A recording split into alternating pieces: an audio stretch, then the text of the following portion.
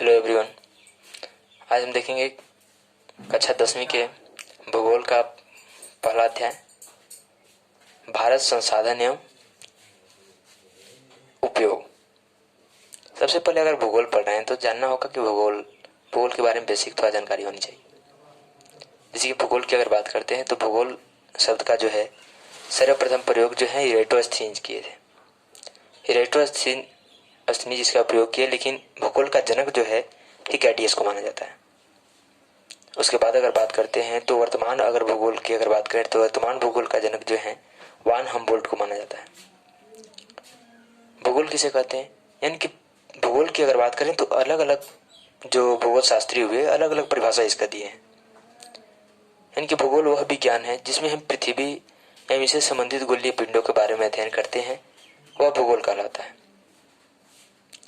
और भूगोल का पहला अध्याय हम लोग को यानी कि पढ़ना है भारत संसाधन एवं उपयोग। तो भारत में संसाधन और उसके उपयोग के बारे में चर्चा करना है, यानी कि रिसोर्स के बारे में, संसाधन के बारे में। तो संसाधन सबसे पहले समझना होगा कि संसाधन क्या है। तो संसाधन के बारे में चर्चा करते हैं तो हम लोग पाएंगे कि मानव जीवन में उपयोगी होने वाले जितने में वस्तु या जीव जंतु हैं जो मानव जीवन को सरल बनाते हैं, वो सभी जीव जंतु या वस्तु जो है संसाधन कहलाते हैं। जैसे कि जितना लकड़ी हो गया, पदार्थ हो गया, पंखा हो गया, जितना भी जीव जंतु हो गया, गाय भैंस हो गया, पक्षी हो गया, किसी न किसी रूप से मानव जीवन को जो है सहायता प्रदान करते हैं। यहाँ तक कि मानव जो है खुद एक संसाधन है। यानी कि मनुष्य को जितना भी वस्तु जो भी है सुविधा प्रदान करता है, सब क्या है, संसाधन है। कुछ भी आप देख लीजिए, ज्यादातर जो दिखाई देगा आपको आसपास सब संसाधन है। अब जब बात आता है संसाधन की तो उसके महत्व के बारे में अगर बात करें तो सबसे पहले जानेंगे कि मानव एक सामाजिक प्राणी है। तो मानव मनुष्य के लिए जो है संसाधन अति आवश्यक है। संसाधन के बिना जो है मनुष्य की कल्पना जो है, मनुष्य जीवन की कल्पना जो है सही रूप से संभव नहीं है। यानी कि संसाधन जीवन के लिए आवश्यक है, क्योंकि ज्यादातर हम जानते हैं कि जितना भी उपयोगी है हमारे लिए सहायता प्रदान करता है, सब संसाधन ही है। अगर वो नहीं रहेगा तो निश्चित रूप से हम अपने जीवन की कल्पना नहीं कर सकते। चाहे संसाधन के रूप में भूमि को देख लें या इस पूरा जो है मंडल को देख लें, तो ये सभी जो है किसी न किसी रूप से हमको सहायता प्रदान करता है। इसके बिना जो है हमारा जीवन संभव नहीं है। ये हमारे जीवन का एक महत्वपूर्ण पहलू है, जो कि संसाधन ही जो है, संसाधन के माध्यम से ही हम विकास भी कर रहे हैं। खनिज सब है, खनिज है, पदार्थ है, मशीन है, इस सब के माध्यम से हम जो प्रमुख रूप से विकास कर रहे हैं। संसाधन मुख्य रूप से अगर बात करें तो संसाधन को मुख्य रूप से दो भागों में बांटा गया है। पहला प्राकृतिक संसाधन और दूसरा मानवीय संसाधन। प्राकृतिक संसाधन किसे कहेंगे, यानी कि वैसा संसाधन जो प्राकृतिक द्वारा से पहले से प्रदत्त है, मनुष्य ने उसे नहीं बनाया, तो वैसे संसाधन को जो है हम प्राकृतिक संसाधन के अंतर्गत रखेंगे। और मानवीय संसाधन यानी कि वैसे संसाधन जिसे मानव ने प्रकृति का उपयोग करके, प्राकृतिक वस्तुओं का उपयोग करके जो है अपने से जो है नए वस्तुओं का निर्माण किया, उत्पादन किया, तो आपको कहलाएगा मानवीय संसाधन। तो हम लोग अभी जो है अध्याय में पढ़े तो प्राकृतिक संसाधन के बारे में अभी अध्ययन करेंगे। इसमें से अगर संसाधन के रूप में प्रमुख रूप से इसमें अभी प्रकार के बारे में देखेंगे। तो संसाधन में अगर प्रकार की बात करते हैं तो कई आधार पर जो है संसाधन को बांटा गया है। जैसे कि अगर सबसे पहला बात करें तो उत्पत्ति के आधार पे, यानी कि जब संसाधन बना, उत्पत्ति हुआ उसका, तो उसके आधार पर अगर बात करें तो संसाधन को कितने भागों में बांटा गया। उत्पत्ति के आधार पर अगर बात करते हैं तो संसाधन को मुख्य रूप से दो भागों में बांटा गया। पहला जैव संसाधन और दूसरा अजैव संसाधन। यानी कि जैव संसाधन, अजैव संसाधन, यानी कि जैव संसाधन क्या है और अजैव संसाधन क्या है, इसको समझना जरूरी होगा।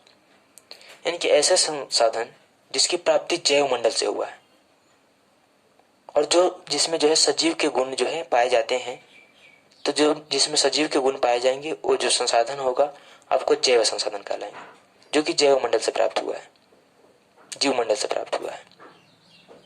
यानी कि सिंपल साधारणतः याद हमको रखना है कि जिसमें सजीव के गुण होगा, जो सजीव है वही क्या है, जैव संसाधन है।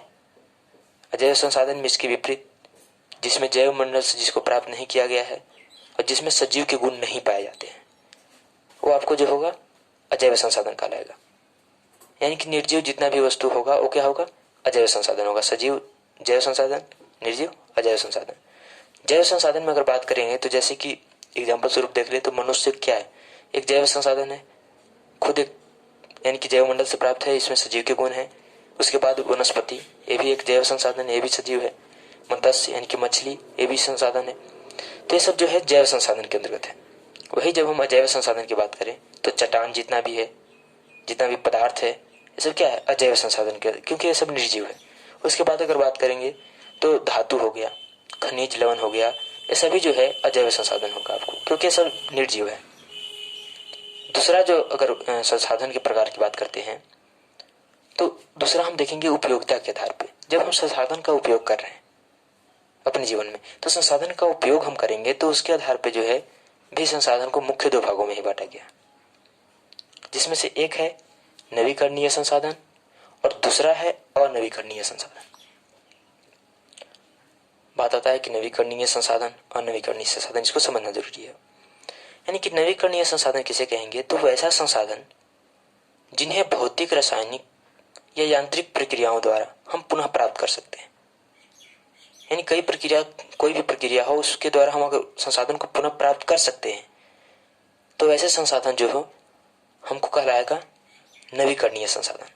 यानी कि वैसा संसाधन जिसे हम जैविक, यांत्रिक, रासायनिक, भौतिक प्रक्रियाओं द्वारा हम पुनः प्राप्त कर सकते हैं, वैसे संसाधन जो है नवीकरणीय संसाधन कहलाएंगे।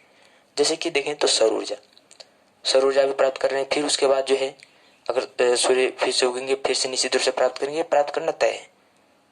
यानी कि सौर ऊर्जा जो है एक नवीकरणीय संसाधन है, इसे हम कई प्रक्रियाओं के द्वारा पुनः प्राप्त कर लेंगे। उसके बाद जो है पवन, यानी कि जो हवा चल रहा है तो पवन से जो ऊर्जा विद्युत के रूप में प्राप्त होता है, पवन ऊर्जा जो है, तो इसको भी जो है हम पुनः प्राप्त कर लेंगे, पवन ऊर्जा को। उसके बाद अगर बात करें तो जो हमको यानी कि जल विद्युत प्राप्त होता है, यानी कि जल से जो विद्युत हम उत्पादन करते हैं, तो उसको भी जो है पुनः प्राप्त कर सकते हैं, क्योंकि वो उसमें भी कई प्रक्रिया के द्वारा हम, क्योंकि जल हमारे पास उपलब्ध है और उसकी कई प्रक्रियाओं के द्वारा जो है हम उसको भी पुनः जो है जल विद्युत को प्राप्त कर सकते हैं। वन को प्राप्त कर सकते हैं, वन अगर समाप्त हो गया तो वन फिर से हम लगाएंगे, वन को भी प्राप्त कर सकते हैं।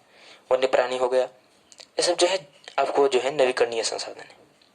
यानी कि वैसे संसाधन जिसको हम कई प्रक्रिया, यांत्रिक प्रक्रिया हो, भौतिक, रासायनिक प्रक्रिया के द्वारा हम पुनः प्राप्त कर सकते हैं, यानी कि फिर से प्राप्त कर सकते हैं, और नवीकरणीय संसाधन हो गया।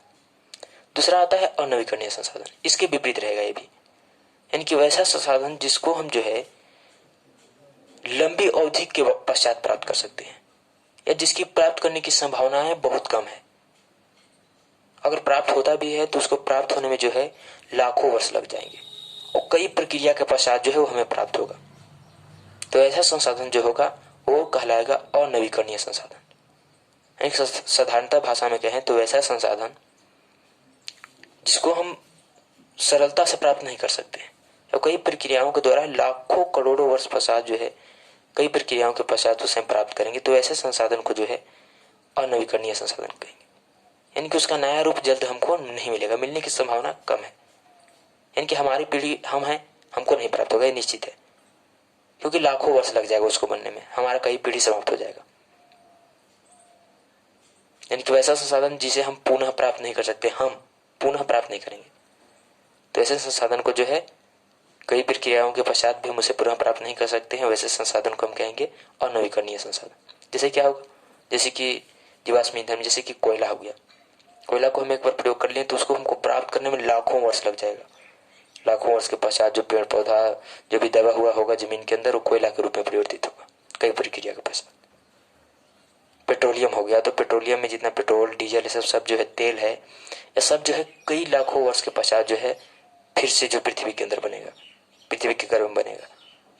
तो इसको प्राप्त करने में हमको लाखों करोड़ों वर्ष लगते, हमको तो प्राप्त होगा ही नहीं।